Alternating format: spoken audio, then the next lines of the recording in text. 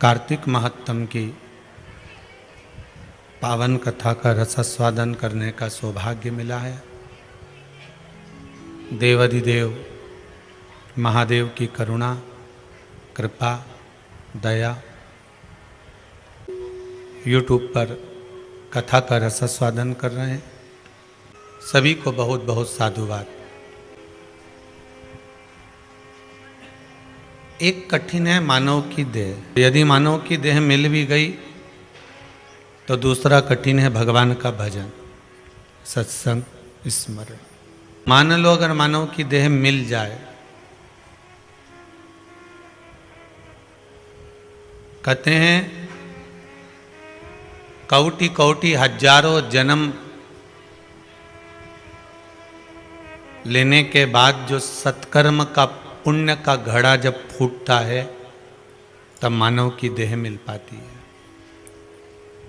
और फिर उससे भी प्रबल हजारों लाखों पुण्य के घड़े जब फूटते हैं तब जाकर भगवान ये वाणी, ये नयन, श्रवण, हाथ, पैर, ये सारी इंद्रियां पूर्ण देता है। अगर पूर्ण इंद्रियां अगर भगवान ने आपको दी है, हाथ, पैर, नयन, श्रवण, वाणी, जिह्वा, ये सारी जो इंद्रियां हैं मनुष्य की, अगर ये आपको भगवान ने पूर्ण दी है तो आप समझ लेना कि मानव की देह जो हजारों पुण्य के घड़े प्राप्त करने के बाद जो शरीर मिला है, उस शरीर में भी लाखों पुण्य के घड़े फोड़ने के बाद जो शरीर में इंद्रियां पूर्ण मिली हैं, ये शरीर पूर्ण मिला। और अगर शरीर पूर्ण मिल भी गया और पूर्ण शरीर मिलने के बाद भी करोड़ों करोड़ों पुण्य के घड़े जब फूटते हैं, समाप्त होते हैं, उसमें से अमृत जो निकलता है पुण्य का, तब जाकर कोई भगवान का भक्त बन पाता है। मालूम पड़ता है कि अमृत फीका है इस शिव महापुराण के आगे। अमृत फीका है।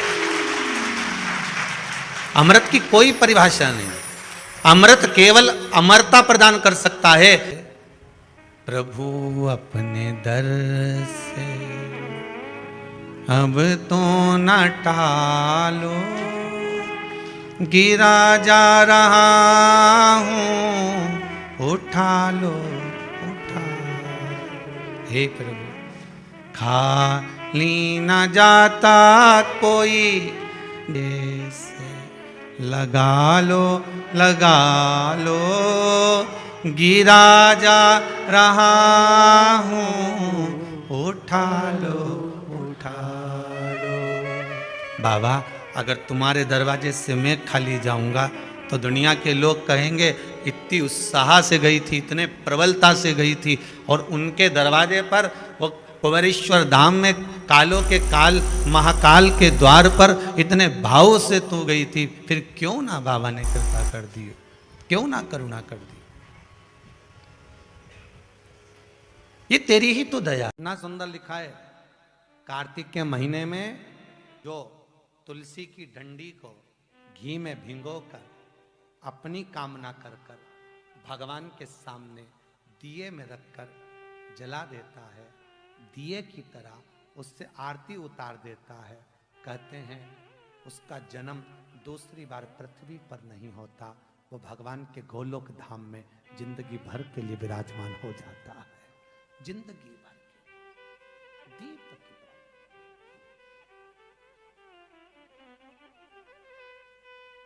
विष्णु पुराण किस किसने सुनी है? हाथ उठा। विष्णु पुराण का 5वां अंश कार्तिक खंड वर्णन करता है, या स्कंद पुराण का कार्तिक खंड को उठा लीजिए, वो वर्णन करता है 24 तरह के दिए होते हैं। कितने तरह के?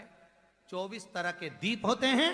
उस दीप में सर्वाधिक श्रेष्ठ दीप होता है तुलसी दल का, तुलसी की डंडी से जो प्रकट किया है। बत्तियों का भी क्रम है, एक लंबी बत्ती होती है, एक गोल बत्ती होती है। होती कि नहीं होती? लंबी और गोल। ये वाला स्पीकर बंद है, बार बार बंद हो रहा है, बार बार चालू हो रहा है, उसको देखिए जरा। बत्ती एक गोल होती है, एक लंबी होती है। गोल बत्ती और लंबी बत्ती में अंतर होता है, बहुत जमीन आसमान का अंतर है, बहुत ध्यान देना इस कथा पर। गोल बत्ती किस किस देवी देवता पे लगती है और लंबी बत्ती किस किस देवी देवता पे लगती है, तो स्कंद पुराण और विष्णु पुराण दोनों कहती है जो लंबी बत्ती होती है वो पितरों की जगह पर, पूर्वजों की जगह पर, पूर्वजों की जगह पर, बड़ के पेड़ के नीचे, पीपल के पेड़ के नीचे लंबी बत्ती का प्रमाण है। किसी देवी के स्थान पर, जो देवी की पूजन करते हैं, जगदम्बा की पूजन करते हो, पार्वती की करते हो, लक्ष्मी की करते हो, कुल देवी का स्मरण करते हो, लंबी बत्ती का प्रमाण। और जो गोल बत्ती होती है वो गोल बत्ती का प्रमाण किसी हनुमान मंदिर, राम मंदिर, शिव मंदिर, जितने देवताओं के मंदिर हैं वहां पर गोल बत्ती का प्रमाण। लंबी बत्ती देवी के स्थान पर इसलिए जलाई जाती है क्योंकि देवी वंश की और लक्ष्मी की वृद्धि करती है, तो लक्ष्मी और वंश बड़ा होना चाहिए, लंबा होना चाहिए। और देवता के सामने गोल बत्ती इसलिए लगाई जाती है कि हमारा मन, ये चित्त, ये वृत्ति आपके चरणों में टिकी रहे और एक दिन हम भी वैकुंठ का वास करें, इसलिए गोल बत्ती लगाई जाती है। एक सहस्त्र बत्ती होती है, करें दर्शन कभी, यहाँ पे माताएं बैठ बैठ के बनाती रहती है 100 बत्ती, 108 बत्ती, 108 बत्ती बनाकर भगवान के सामने, उसका क्या प्रमाण है? कौन से पुराण में लिखा है कि 108 और सहस्त्रावली बत्ती लगाई जाए?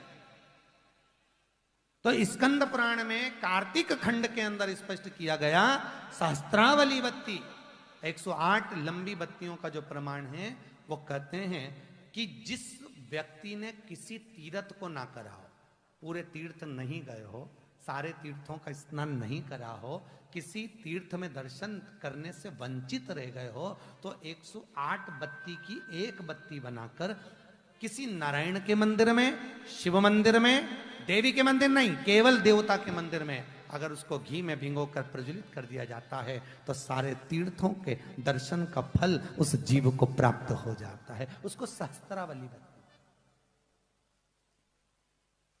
108 सहस्त्रता। भाग्य बताने वाले ढेर मिलेंगे पर भाग्य बनाने वाला ढेर नहीं होता। भाग्य बनाने वाला तो देवाधिदेव महादेव ही। बता कोई भी देगा, कोई भी बता देगा तुम्हारा अभी आने वाला समय तुम्हारा राजसी सुख है, राजसी सुख, बताने वाले तो ढेर मिले। अरे तुम तो एमएलए बनने वाले थे तो फिर क्यों नहीं बना? सारे राशि सुख थे, गज योग, ये योग, वो योग, सारा सुख था, फिर क्या तकलीफ आ गई?